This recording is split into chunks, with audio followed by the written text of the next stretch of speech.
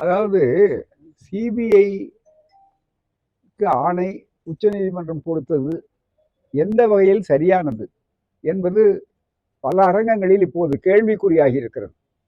காரணம், சட்ட ரீதியாக நான் ஒரு வழக்கறிஞனாக இருந்து சொல்கிறேன், வெறும் திராவிடர் கழகத்து தலைவராக மட்டுமல்ல. இன்னைக்கு பிரபலமான ஒரு ஆங்கில ஏடு தலையம் எழுதியிருக்கிறது. ஃப்ளாட் ஜட்ஜ்மெண்ட் என்று சொல்லக்கூடிய ஆர்டர் என்று சொல்லக்கூடிய தவறான ஃப்ளாட் ஆர்டர் என்று சொல்லி தவறான ஒரு உத்தரவு. இல்ல இப்பதான் வெளியே வர்றாங்கன்னு இல்லை, அது மட்டுமல்ல நீதி வென்றது என்னெல்லாம் சொல்றார்கள். இந்த முதல்ல சிரிக்கிறதுக்கு அது முக்கியம் அல்ல. ஆங்கிலத்தில் ஒரு பழமொழி உண்டு, இறுதி சிரிப்பு இருக்குத, அதுதான் மிக முக்கியம். இறுதியில் யார் சிரிக்கிறார்கள், யார் உணர்கிறார்கள் என்று. அதுல ரோகவே தான் இப்போ வெளியிலெல்லாம் உழவார்கள் என்று சொன்னால் இதுவரையில அவர்கள் வரலாம்.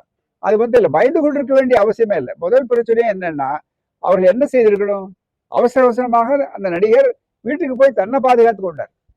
காவல்துறையினர் சொன்னார்கள், அதனால நான் சொன்னேன்னா விசாரிக்கிறதுக்கு என்ன. அது மட்டும் இல்லை, விசாரிக்கிறதே எப்போ விசாரிச்சார், துக்கம் விசாரிச்சார் அல்லது ஆறுதல் சொன்னார்னா உடனடியாகவோ அடுத்த நாளாவோ அவளுக்கு இல்லை. அதை வேகமா போனவர் முதல்வர் தான். அது மட்டுமே இல்லை, அதுக்கான வேணும் எல்லா வேலையும் ஒரு பொழுது விடியறதுக்குள் ஓர் இரவு 8 மணிக்கு ஆரம்பிக்கிறது, அடுத்த 12 மணி நேரத்துக்குள்ள அவள் செய்திருக்கிற பணி ரொம்ப அதிகம்.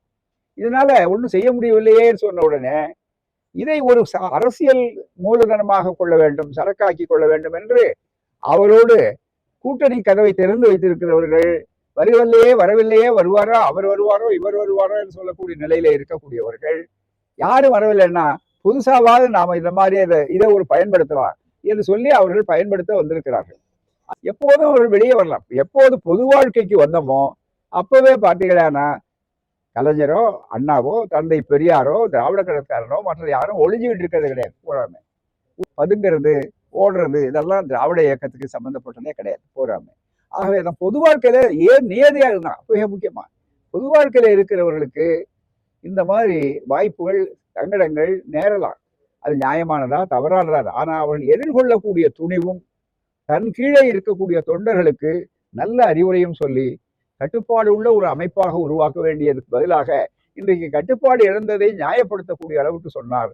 இது அவருடைய கட்சிக்கு மட்டுமல்ல, தமிழ்நாட்டின் பொது வாழ்க்கைக்கும் பொது ஒழுக்கத்துக்குமே விரோதம். பல பேர் என்ன பண்ணுவாங்க, இந்த சரக்குகளை தயாரிச்ச உடனே சரக்குகள் எப்படி இருந்தாலும் எங்கேயாவது ரகசியமா லேபிளை ஒட்டிட்டு போடுவோம். அதனால லேபிள்தாரர்களே தவிர இவர்கள் கொள்கைக்காரர்கள் கிடையாது.